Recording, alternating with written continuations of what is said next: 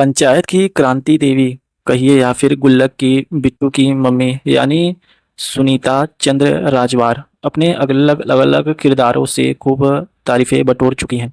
सुनीता को पंचायत से खूब प्यार मिला और उन्होंने साल 2003 में मैं माधुरी दीक्षित बनना चाहती हूँ से बड़े पर्दे पर अपनी शुरुआत की। हालांकि यहाँ हम उनकी पर्सनल लाइफ का एक किस्सा बताने जा रहे हैं जो नेशनल स्कूल ऑफ ड्रामा के दिनों का है।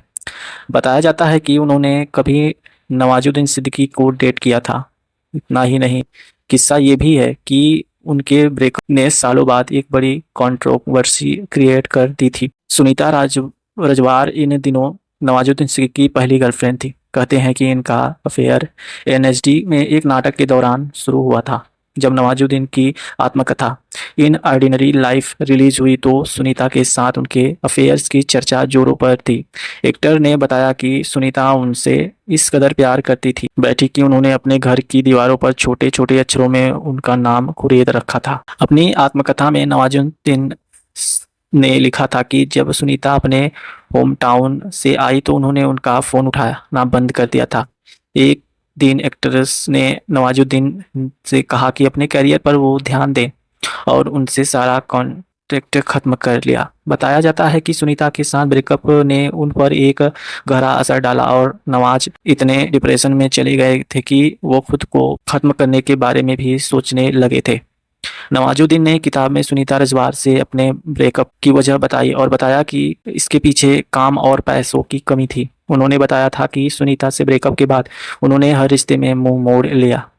नवाज ने किताब में यह तक जिक्र किया है कि उन्होंने फिर किसी रिश्ते में खुद को इस तरह से बंधने नहीं दिया, यहाँ तक कि पत्नी के साथ भी नहीं। फिर भी जो हुआ उसका विश्लेषण करना जरूरी था। उनका मानना है कि सुनीता को किसी ने सलाह दी होगी। उन्होंने कहा सुनीता को सलाह दी गई होगी कि उन्हें शायद किसी सक्सेसफुल व्यक्ति को डेट करना चाहिए, न कि किसी स्ट्रगल करने वाले बेबस और बेरोजगार एक्टर को। सुनीता सबको बताती हैं कि वह कभी मेरे साथ एक बहुत ही गंभीर रिश्ते में थी, यकीन नहीं होता ना। नवाज की आत्मकथा में प्रकाशित होने के तुरंत बाद सुनीता ने इस पर रिएक्शन दिया था। उन्होंने उन पर सहानुभूति बटोरने के लिए झूठे फैलाने के लिए उनको आलोचना की थी।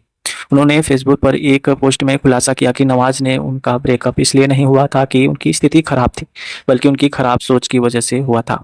उन्होंने ये भी बताया था कि एक्टर ने कभी इस रिश्ते को गंभीरता से नहीं लिया और अपने दोस्तों के सामने से एक मजाक की तरह पेश किया। इन आलोचनाओं के बाद नवाज ने अपनी इस किताब को बाजार में हटाने का फैसला किया और कुछ लोगों को ठेस पहुंचाने के लिए ट्विटर पर माफी भी मांगी थी। नवाजुद्दीन सिद्दीकी के अपने स्मरण हटाने के बाद सुनीता ने कथित तौर पर उनके खिलाफ 2 करोड़ रुपए का मानहानि का मुकदमा दायर किया। वहीं नवाज ने नोटिस पर रिएक्शंस देते हुए सुनीता के आरोप को सस्ती लोकप्रियता का हथकंडा बताया। इसके बाद जो उन्होंने कहा कि उसने हर किसी को हैरान किया। नवाज ने कहा कि उनके स्मरण के जिस सुनीता का जिक्र है वो रजवार नहीं बल्कि कोई और सुनीता है। इसके बाद मुंबई मिरर को दिए एक इंटरव्यू में सुनीता ने खुलासा किया कि नवाजुद्दीन झूठे हैं और उन्होंने उनके बारे में लिखकर उनकी सम्मान को धूमिल किया है। नई इस इंटरव्यू में उन्होंने कहा जो झूठ बोल रहे हैं वो मैं वही सुनीता नहीं हूँ। पहले तो उन्होंने किताब में मेरा नाम नेशनल स्कूल ऑफ ड्रामा के साथ लिखा, हालांकि सरनेम के बिना, लेकिन हमारे बैच के दौरान एनएसडी के दौर